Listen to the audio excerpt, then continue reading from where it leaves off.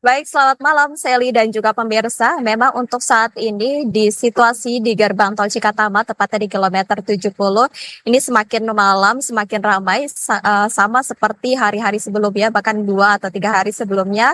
Ini yang mana memang para pemudik ini lebih memilih waktu-waktu di malam hari untuk melakukan perjalanan agar memang untuk menghindari kepadatan lalu lintas di siang hari yang memang biasanya cuacanya cukup cerah.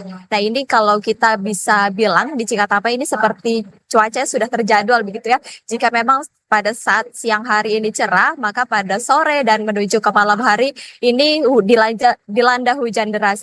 Dan memang untuk peningkatan volume arus lalu lintas atau kendaraan di gerbang tol Cikatama ini kalau kita bisa bilang ini lumayan meningkat khususnya dari arah Cikampek menuju ke Jakarta yang mana memang hari ini sudah diberlakukannya one way nasional yang sudah di flag off oleh Kapolri, Menteri Perhubungan, dan juga Menteri Kesehatan pukul 9 pagi tadi dari gerbang tol Kalikangkung menuju ke gerbang tol Cikatama atau dari Semarang menuju ke Jakarta. Dan memang untuk peningkatan jumlah kendaraan dari H Lebaran hingga H+4 ini sudah ada sekitar 1,1 juta kendaraan yang melintas di gerbang tol Cikatama. Dan juga tadi Kapolri dalam kunjungannya ke Jasa Marga ini mengungkapkan bahwa sudah ada 52% pemudik yang masuk atau yang menuju ke Jakarta ini melalui gerbang tol Cikatama. Dan memang di gerbang tol Cikatama ini merupakan gerbang utama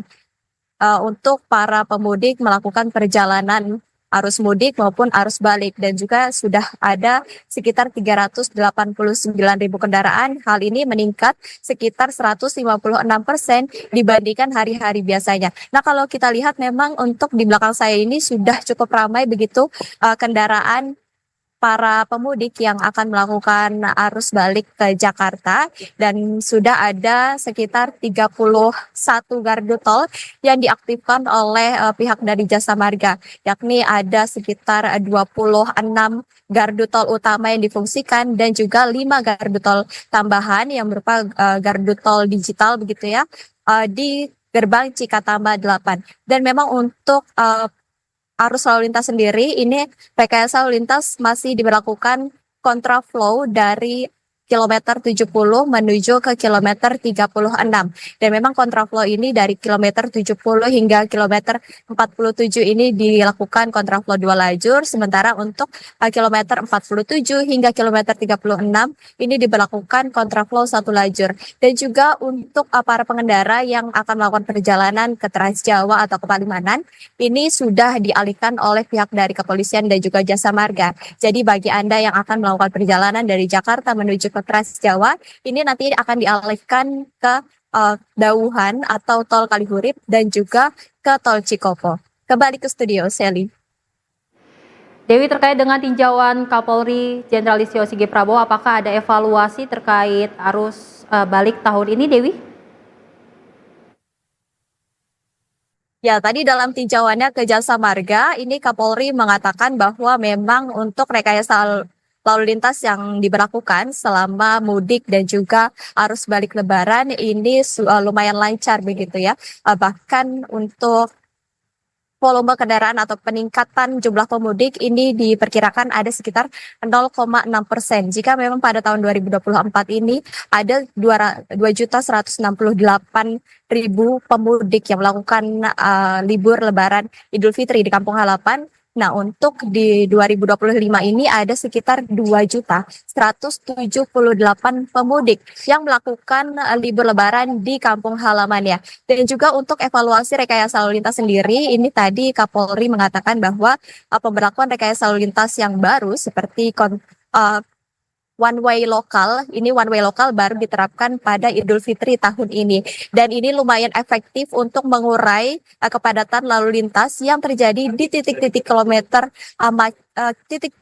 kilometer kemacetan di sepanjang jalan tol. Dan juga memang ada beberapa antisipasi juga yang dilakukan seperti diaktifkan ya jalur fungsional Japek 2 Selatan, dan juga nantinya pemudik yang akan melakukan arus balik dari Bandung menuju ke Jakarta ini bisa melalui tol Japek 2 Selatan maupun tol Cisumdawu.